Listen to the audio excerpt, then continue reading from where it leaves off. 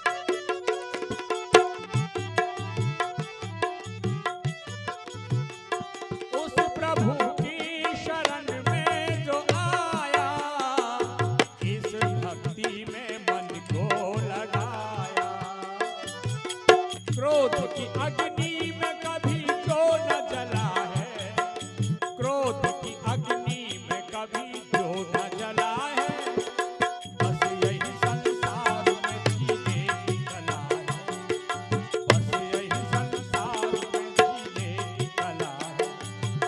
कर ले भला होगा भला, अंत भला है, बस यही संसार में जीने की कला है।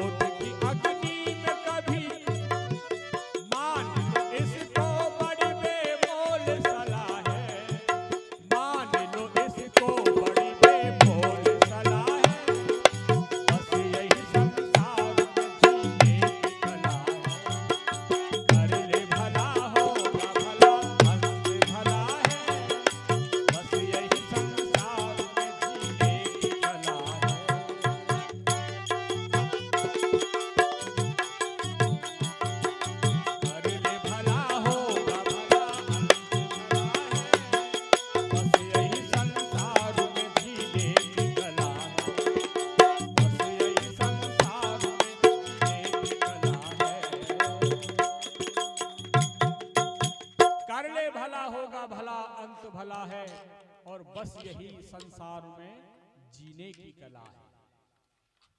मैं एक बात प्राय कहा करता हूं, मनुष्य ने आज के जीवन में धन कमाने की कला सीख ली है जी। धन कैसे कमाया जाता है, बढ़िया बढ़िया भवन कैसे बनाए जाते हैं, इस कला में व्यक्ति निपुण हो गया है। आकाश में कैसे उड़ा जाएगा, इस कला को व्यक्ति जान गया है, और समुद्र की गहराई में कैसे जाया जाता है इस कला को व्यक्ति जान गया है। आकाश पाताल इसने कुछ छोड़ा नहीं, सब तरह की कलाएं व्यक्ति जान चुका है। चित्र कला है, संगीत कला है, नृत्य कला है, शिल्प कला है, बहुत सारी कलाएं व्यक्ति के जीवन में हैं और होनी चाहिए भी। कलाओं का कहीं कोई विरोध नहीं, जितना व्यक्ति सीख सके उतना व्यक्ति को आना चाहिए, कहीं कोई विरोध नहीं है।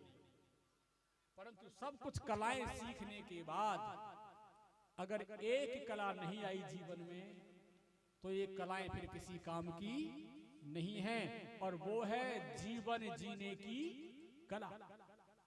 जिसको जीवन जीने की कला आ जाती है वही व्यक्ति सफल है जीवन में। ये कला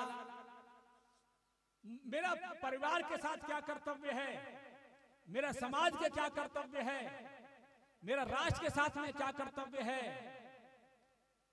जब तक इस कला को व्यक्ति नहीं जानेगा तब तक दूसरी सीखी हुई कला किसी काम की नहीं होती। एक उदाहरण आता है, एक बहुत पढ़े लिखे बाबू थे, उनको नाव में बैठ करके जाना था।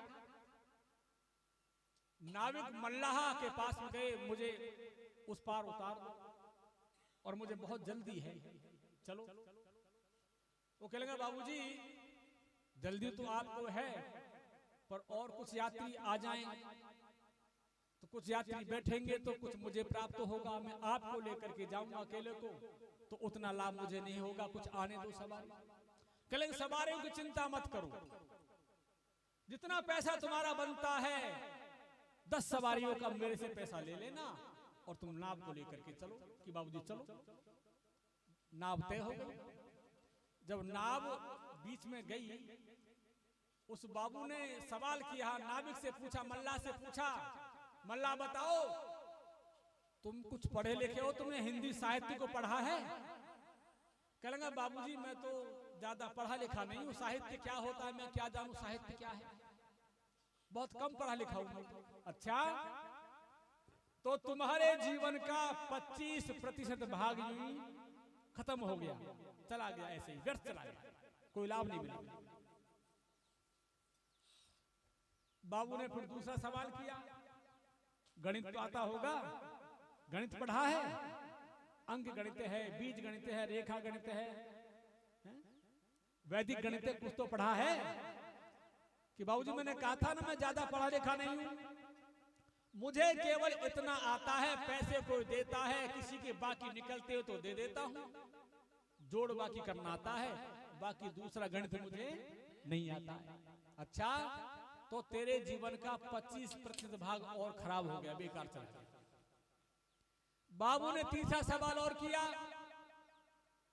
कुछ भूगोल के बारे में जानते हो? भौगोलिक दृष्टि से जानते हो भूगोल क्या है? कि बाबूजी मैं नहीं जानता। अच्छा, नहीं जानते हो तो तेरे जीवन का 25% भाग और खराब, ये भी ऐसे ही चला गया। कितना हो गया जी? 75%। 75% जीवन तेरा ऐसे ही बर्बाद चला गया। तू कुछ पढ़ा लिखा नहीं, तुझे कुछ जानकारी नहीं दूसरी। कहते बाबूजी मैं तो केवल नाव चलाना जानता हूँ और नाव चला करके मैं अपने परिवार का गुजारा कर लेता हूँ, बस मैं इतना जानता हूँ। उस मल्लाह से रहा नहीं गया कि बाबू ने 3 सवाल मेरे से किए हैं, एक सवाल मैं भी पूछ लेता हूँ। बाबूजी मैं भी सवाल पूछ लूं कुछ आपसे? हाँ पूछो पूछो पूछो, मैं उत्तर दूंगा, मुझे सब आता है, पूछो। तो क्या पूछना चाहते हो? कि बाबूजी आपको तैरना आता है? तैरना? कि अब ये नाव डगमगा रही है, मेरी नाव डगमगा रही है, बैलेंस बिगड़ रहा है, नाव का तैरना आता है आपको? तूफान दिखाई दे रहा है, सामने से तूफान आ रहा है समुद्र में। कि तैरना तो मुझे नहीं आता, कभी सिखाया नहीं किसी ने, मैंने सीखा नहीं तैरना।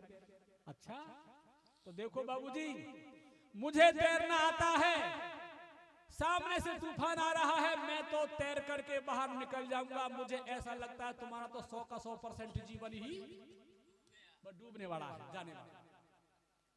100% जाएगा तुम्हारा, तो मेरा 75 ही गया है और तुम्हारा 100% जाने वाला है। तो कहने का भाव, सब कलाएं व्यक्ति सीख लेवे और एक जीवन जीने की कला नहीं सीख पाए तो वो कलाएं फिर किसी काम की नहीं रहती है। इसलिए सत्संग होते हैं। सत्संग का लाभ यही है कि व्यक्ति सज्जन पुरुषों के साथ बैठ करके कुछ अच्छी बातें सीख लेता है। सत्संग से बहुत कुछ हमको लाभ मिलता है। गुरु ज्ञानियों के, गुरुओं के निकट बैठ करके, विद्वानों के निकट जब हम बैठते हैं तो बहुत कुछ जीवन की कलाएं सीखने को हमको प्राप्त हो जाती है। और सत्संग जो है एक साबुन का काम करता है, साबुन का काम। जैसे हमारे कपड़े गंदे होते हैं, मैले हो जाते हैं और साबुन लगा करके हम साफ कर लेते हैं, ये सत्संग का काम यही होता है। व्यक्ति के जीवन बहुत सारी बुराइयां आ जाती हैं, दुर्गुण दोष आ जाते हैं, और जब व्यक्ति संग अच्छे व्यक्ति का करता है तो सत्संग के माध्यम से जीवन पर साबुन लग जाता है सत्संग का, और बिगड़े हुए जीवन भी अच्छे, पवित्र और कुंदन बन जाते हैं। ऐसे बहुत सारे उदाहरण हैं जिन्होंने सत्संग को प्राप्त किया है और उनका जीवन पवित्र बन गया है। मैं कई उदाहरण आपको दे सकता हूं, जिनमें संत तुलसीदास जी को देख लीजिए आप। उनका पहला जीवन बहुत भोग और विलास का जीवन रहा है संत तुलसीदास जी का। और जब पत्नी ने कुछ शब्द कह दिए, जितना हेत हराम से इतना हर से हो, यही एक पंक्ति कही थी केवल, कि जितना तुम भोग और विलास का जीवन जीते हो, अगर भगवान से तुम्हारी प्रीति हो जाए, इतना प्यार भगवान से हो जाए, तो तुम्हारी काया पलट हो सकती है। एक अमीरचंद नाम का तहसीलदार व्यक्ति, बहुत अच्छी कला उसके जीवन में थी, संगीत जानता था, तहसीलदार था, अच्छे पद पर काम करता था। ये जेहलम आजकल पाकिस्तान में चला गया है। अमीरचंद नाम का व्यक्ति तहसीलदार है और वहां पर स्वामी दयानंद के प्रवचन हो रहे थे। स्वामी दयानंद कहते हैं, भाई प्रवचन होने से पहले कोई भजन सुनाए तो हम अपना प्रवचन करेंगे। अमीरचंद उठ करके आया और कहता है, महाराज आप कहो तो एक भजन मैं सुना दूं। स्वामी जी कहते हैं, सुनाओ सुनाओ, भजन सुनाओ।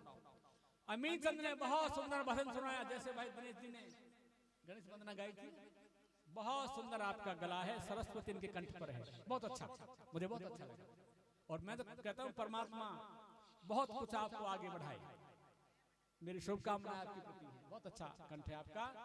ऐसा बहुत मधुर कंठ का धनी अमीरचंद भजन सुनाया, सारे मंत्र मुग्ध हो गए। स्वामी जी का प्रवचन हुआ। जब प्रवचन समाप्त हुआ तो कुछ लोग सत्संग में से खड़े हुए और स्वामी जी को कहते हैं, महाराज आपने जिनसे भजन बुलवाया है वो आपके साथ व्यास गद्दी पर बैठने के लायक नहीं है।